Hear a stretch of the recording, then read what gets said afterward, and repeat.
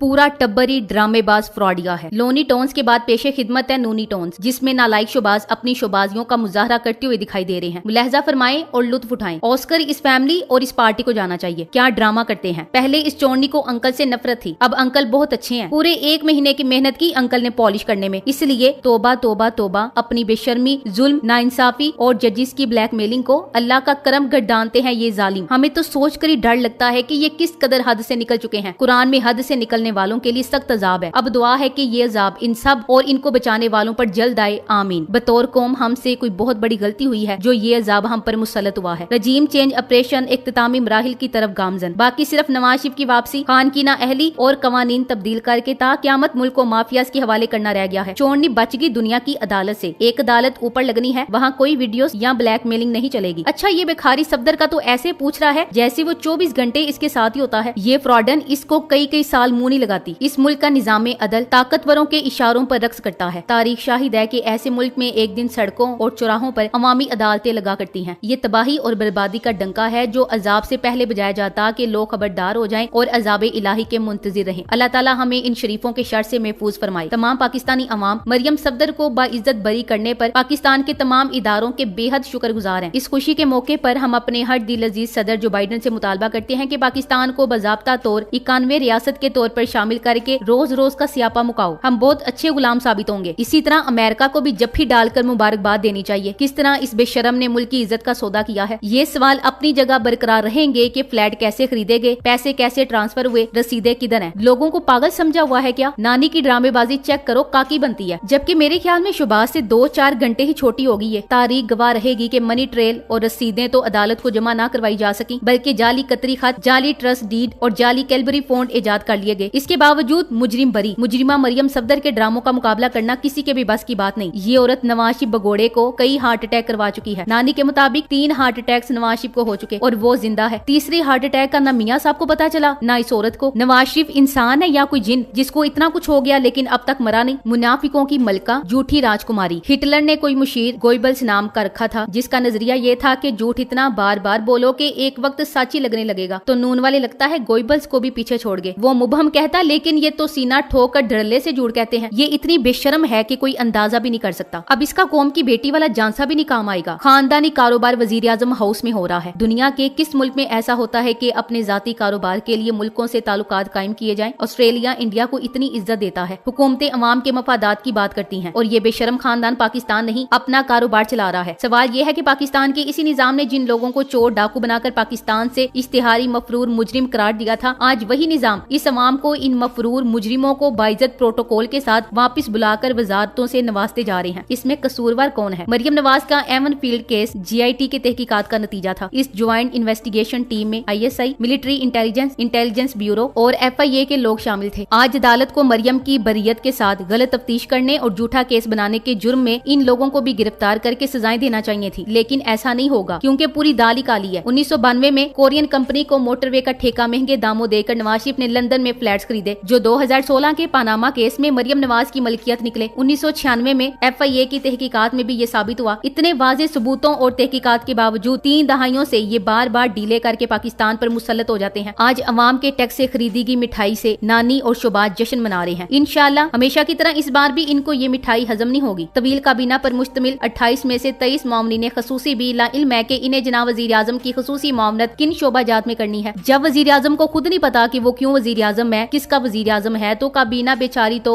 बहरहाल फैसला जो भी हो। मरियम सफदर, कैलबरी नानी अम्मा पूरी कौम की नजर और सोच में हमेशा छोड़नी ही रहेगी। लेकिन आज ये भी साबित हो गया कि इस्लामी जमहूरिया पाकिस्तान में इंसाफ अमीर के घर की बांदी है जो बिना घुंघरू के नाचती है। अब Maryam Nawaz Avenfield case से बरी होकर चंद दिन बाद जब एवन फील्ड में ही तशरीफ फरमा होगी तो फिर इस कानून की जंजीर अदल से लटक कर खुदकुशी भी करना बनती है। अब ये पापा की परी पापा के पास भागकर वापस छोटी सी प्लास्टिक सर्जरी करवाने लंदन जाएगी, जो कि पाकिस्तान में नहीं हो सकती, क्योंकि पाकिस्तान तो सिर्फ लूटने के लिए है ना। हमारी नानी मोहतरमा अपनी कौम के लिए कुछ भी कर सकती हैं। इमरान खान ने कहा था कि ये अपने केस खत्म करवाने आए हैं और सबके केस खत्म हो गए। अब डार का केस भी होने वाला है। पाकिस्तान की तारीख में बल्कि दुनिया की तारीख में पहली बार हुआ है कि सुप्रीम कोर्ट से सजा याफ्ता मरियम नवाज की सजा इस्लामाबाद हाई कोर्ट ने मुअत्तल की है। हम तो आज तक ये पढ़ते आए कि सुप्रीम कोर्ट हाई कोर्ट से बड़ी होती है, जिसका फैसला हतमी कहलाता है। सिर्फ सदर पाकिस्तान के पास रहम की अपील का हक होता है। सन 2000 में जेल से बचने के लिए नवाज शरीफ खानदान समेत मुल्क से भागा था और 2007 में NRO 1 के बाद वतन वापस आया था। था, अब दोबारा 3 साल की मफरूरी के बाद NRO 3 करके वतन वापस आ रहा है। रजीम चेंज ऑपरेशन जारी है। तारीख गवाह रही है कि कभी इखलाकियात का मुजाहरा नहीं किया शरीफों ने और ना ही करेंगे। हमेशा deal, boot, polish chart, blackmailing से काम लिया, लेकिन क्या करें, नाजायज कमाई बचाने के लिए इस तरह होता रहता है, जो शरीफ खानदान की तारीख है। हालिया ड्रामा और जालसाजी भी इनकी बुरी तरह बेनकाब हुई। मुबैना लीक ऑडियो में इमरान खान को गलत साबित करने की कोशिश भी नाकाम हुई। ऑडियो में इस्तेमाल होने वाले सबटाइटल्स वाली बात ही ऑडियो में नहीं, इस ऑडियो के उल्टा इस बात पर मोहर तस्दीक सब्त कर दी कि साइफर एक हकीकत है और झूठ कहने वाले खुद झूठे हैं। मक्कार, शरीफ खानदान और नानी 420 ने मनी ट्रेल और रसीदें तो अदालत को जमा ना करवाई, बल्कि जाली कतरी खत, जाली ट्रस्ट डीड और जाली कैलबरी फंड एजाज जरूर किए। 25 करोड़ अवाम के मुल्क को एक भगोड़ा चोर और करप्ट ज़दा माफिया लंदन से चला रहा है, और इसकी झूठी और मक्कार बेटी जजिस और बड़े बड़े ओहदों पर बैठे अफसरों की वीडियो बना के इनको ब्लैकमेल कर रही है और अपनी मर्जी के फैसले इनसे लिखवाए जा रहे हैं। नानी 420 ब्लैकमेल करके हर चीज मैनेज करती है। फिरौन, नमरूद, यजीद सब इस दुनिया फानी में मौजूद हैं, बस नाम की सूरत में। ये हालात इनके अब बस में नहीं। जब कब्र में बैठे मैनेज और मिस मैनेज का सोच रहे होंगे, उस वक्त सब उस वक्त की अवाम के सामने होगा, मगर तुम भी इन्हीं फिरौन, नमरूद, यजीद की सफ में शामिल होगे। लाडला लाडला कर दी नी मैं आपे लाडली हुई। रात दिन सहाफियों के जरिए मेहनत करके झूठा बयानिया बनाते हैं, फिर अलग अलग दर्जनों प्रेस कॉन्फ्रेंस करके सिर्फ इल्जामात लगाते हैं, खुद भी डिप्रेशन का शिकार होते हैं। फिर खान आता है और सिर्फ 30 मिनट्स में सबका जनाजा निकाल देता है, एक साथ बड़ी दलील के साथ, और ये लोग और जलील हो जाते हैं। हैरत होती है पटवारियों पर, जो इनसे बेहतरी की उम्मीद लगाए बैठे हैं। जो खर्चा अपनी जेब से हो तो अपनी सगी माँ को भी दफनाने नहीं आते, और अगर खुद हुकूमत में हो तो अंग्रेजों की माँ को भी दफनाने पहुंच जाते हैं। किस कदर घटिया है ये, इसका अंदाजा लगाना मुश्किल ही नहीं, नामुमकिन भी है। अब मरियम सफदर कहती है कि जब पार्टी कहेगी जरूर इलेक्शन लड़ूंगी। हम कहते हैं मोहतरमा, क्या ही अच्छा हो कि आने वाले ज़िमनी इंतखाबात में साबिक वजीर आजम इमरान खान के खिलाफ मैदान में उतरे। मार का यकीनन दिलचस्प और सनसनीखेज होगा। चुई की इतनी औकात नहीं कि इमरान खान के मुकाबले के लिए मैदान में आए। जैसे हालात चल रहे हैं, आने वाले दिनों में ऐन मुमकिन है कि पार्लियामेंट ये बिल पास कर दे कि ये मुल्क सिर्फ नवाज शरीफ, आसिफ जरदारी का है। बाकी किसी पार्टी को कोई हक नहीं कि वो इलेक्शन में हिस्सा ले, और ना ही अवाम की कोई हैसियत है। हुक्मरान स्याह करें सफेद करें, इनकी मर्जी। कितनी बेशर्मी से ये सब कुछ दिखाया जा रहा है। इमरान खान सच्चा साबित हुआ कि ये सब अपने केसेस खत्म करवाने के लिए कानून में तरामीम करेंगे, और वही हुआ। कानून भी बदला और केस भी एक एक करके खत्म हो रहे हैं, और कितनी डिटाई से जश्न मनाए जा रहे हैं। अवाम सब जानते हैं। यही सारा रिकॉर्ड अब इन लोगों का पीछा करेगा, और अब दुनिया में जलील और रुस्वा होंगे इंशाल्लाह। वो वक्त दूर नहीं, अब पुराना वक्त नहीं रहा, और ना ही अवाम अब पहले की तरह है। लोगों,